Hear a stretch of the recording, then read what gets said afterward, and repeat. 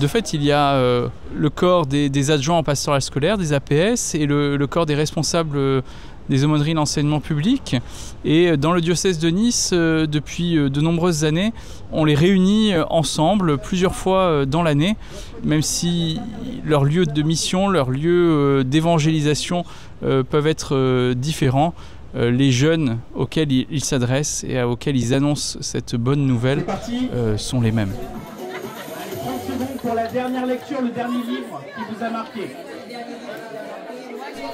C'est une très belle journée, ça permet de revoir certains collègues, donc, que ce soit responsables d'aumônerie ou dans la pastorale du monde scolaire. Ça permet aussi de rencontrer les nouvelles personnes qui vont travailler avec nous tout le long de l'année.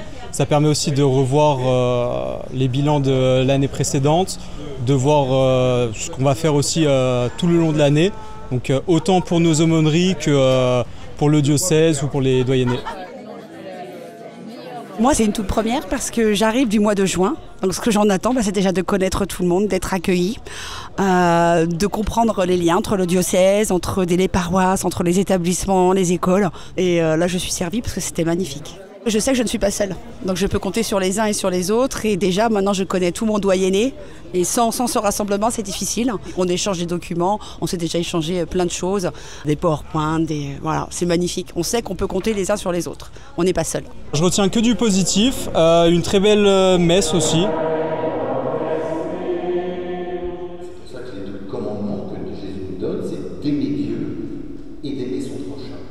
D'un amour en vérité, où je suis invité à me donner. On a pu recevoir nos lettres de mission. Pour moi, c'est ma deuxième année. Cette fois-ci, donc 2 lettres différentes. Une pour le doyenné des Baous et une deuxième avec le doyenné de Nice-Var avec la paroisse Sainte-Marguerite. Il y a beaucoup d'émotions dans ces remises de lettres de mission et de lettres d'accueil, car ces laïcs qui les reçoivent ressentent leur participation au ministère d'évangélisation et d'annonce de la parole qui appartient en propre à l'évêque et que l'évêque leur confie. Dans l'Église, toute mission est une mission qui est toujours reçue.